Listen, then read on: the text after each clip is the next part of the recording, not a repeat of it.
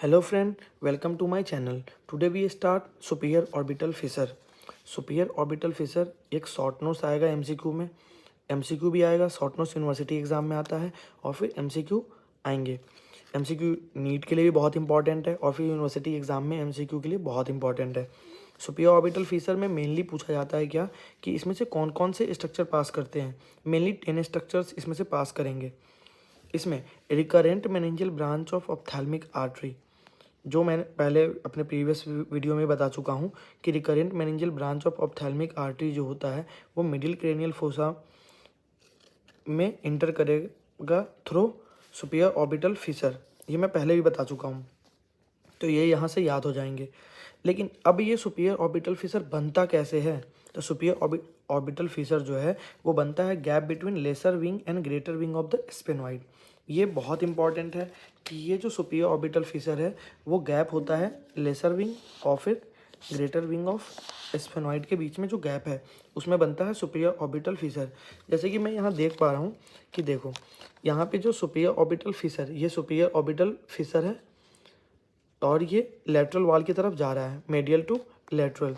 इसमें ये प्रेजेंट कहाँ होता है? ऊपर की तरफ इधर है लेसर विंग ऑफ स्फेनॉइड, इधर की तरफ है लेटरली लेटरल वाल है, ये इस साइड मेडियल वाल है और ये लेटरल वाल है। ऊपर सुपीरियर है, अपर सुपीरियर पार्ट है, रूफ है, नीचे फ्लोर है। तो ये लेटरल विंग ऑफ स्फेनॉइड और फिर ग्रेटर विंग ऑफ स्फेनॉइड, ये ग्रेटर विंग ऑफ स्फेनॉइड है, ये लेसर विंग ऑफ स्फेनॉइड है। इसके बीच में जो गैप होता है उसे बोलते हैं सुपीरियर ऑर्बिटल फिशर। और फिर जो इन्फीरियर ऑर्बिटल फिशर है IOF, this is inferior orbital Fisher, ये प्रेजेंट होता है greater wing of the sphenoid and floor of orbit. नीचे साइड क्या है? ये फ्लोर ऑफ ऑर्बिट है और लेटरली क्या है? Greater wing of the sphenoid. तो अगर इसके बीच में जो गैप होगा उसको बोलते हैं इन्फीरियर ऑर्बिटल फिशर।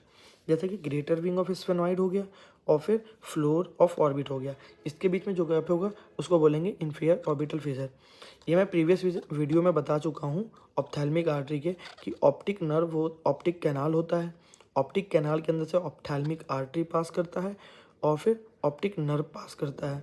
तो जो ऑप्थेल्मिक आर्टरी जो होता है वो इन्फेरो लैटरली प्रेजेंट होता है, infero laterally to optic nerve present होता है, पास करेगा और ये इंटर करता है orbit through this ophthalmic artery. तो ये ऑप्टिक कैनाल हो गया। फिर उसके बाद देखें इन्फीरियर ऑर्बिटल फिशर कैसे बना, ग्रेटर विंग ऑफ स्फेनॉइड और फ्लोर ऑफ ऑर्बिट के बीच सुपीरियर ऑर्बिटल फिशर बना gap between lesser wing and greater wing of the sphenoid के बीच में। तो इसके स्ट्रक्चर याद करने के लिए मैं आपको निमोनिक्स दूंगा। पहला निमोनिक्स क्या है कि LFT, lacrimal nerve, frontal nerve, trochlear nerve. LFT से आपको याद हो जाएगा, लीवर फंक्शन टेस्ट से याद हो जाएगा। और फिर हम जानते हैं कि SO4 मतलब सुपीरियर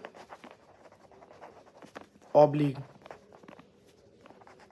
सुपीरियर ऑब्लिक जो होता है वो फोर्थ क्रेनियल नर्व से सप्लाई होती है। लेटरल रेक्टस जो है वो सिक्स्थ क्रेनियल नर्व से सप्लाई होगी। और फिर रेस जो बच गया जैसे कि इन्फीरियर ऑब्लिक हो गया, फिर इन्फीरियर ऑब्लिक हो गया, मेडियल रेक्टस हो गया, सुपीरियर रेक्टस हो गया, इन्फीरियर रेक्टस हो गया, ये सप्लाई होगी थर्ड क्रेनियल नर्व से। तो यहाँ पे हमें 3 नर्व मिल गया cranial nerve, fourth cranial nerve मिला, सिक्स्थ क्रेनियल नर्व मिला, थर्ड क्रेनियल नर्व मिला। तो यहाँ पे हमें याद करना है LFT, lacrimal nerve, frontal nerve, trochlear nerve. अब यहाँ पे जो कॉमन टेंडिनस रिंग होता है वो कॉमन टेंडिनस रिंग जो है सुपीरियर ऑर्बिटल फिशर को 3 पार्ट में डिवाइड करती है। पहला कॉमन टेंडिनस रिंग ऑफ जिन इसे बोलते हैं। इस पर क्या होता है? ओरिजिन होता है रेक्टस मसल का, जैसे कि superior rectus, medial rectus, lateral rectus और इन्फीरियर रेक्टस।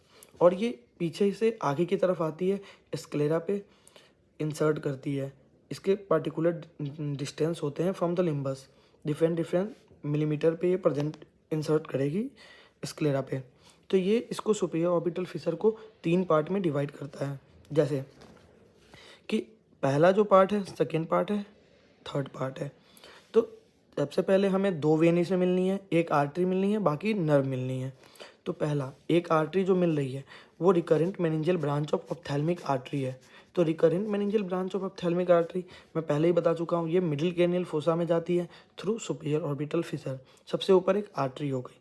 अब जो पहला पार्ट है, याद करने का तरीका है कि पहले एक आर्टरी हो गई, अब जो सुपीरियर पार्ट है उसमें superior ophthalmic vein, inferior part है inferior ophthalmic vein. Inferior part का तो मुझे एक ही मिल रहा है क्योंकि इन्फीरियर ऑप्थेल्मिक वेन है। सुपीरियर पार्ट में सुपीरियर ऑप्थेल्मिक वेन है और एक आर्टरी होती है recurrent meningeal branch of ophthalmic artery. अब LFT का कैसे यूज होगा कि जो सुपीरियर पार्ट है उसमें जो 3 नर्व मिलती है उसका LFT, L for lacrimal, F for frontal, T for trochlear है, जो 4th क्रेनियल नर्व है।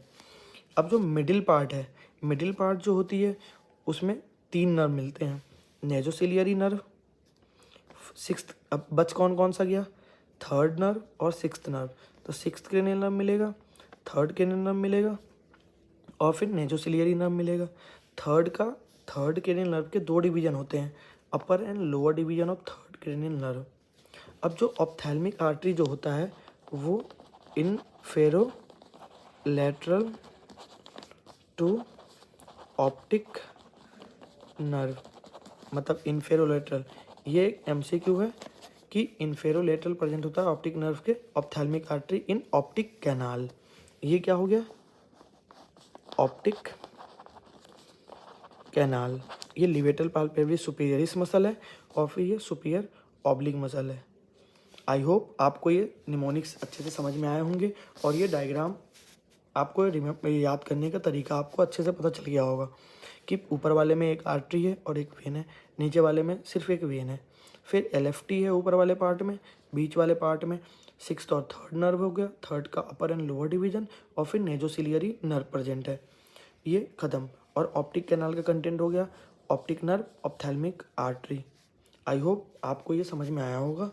Thank you. Do like share subscribe my channel.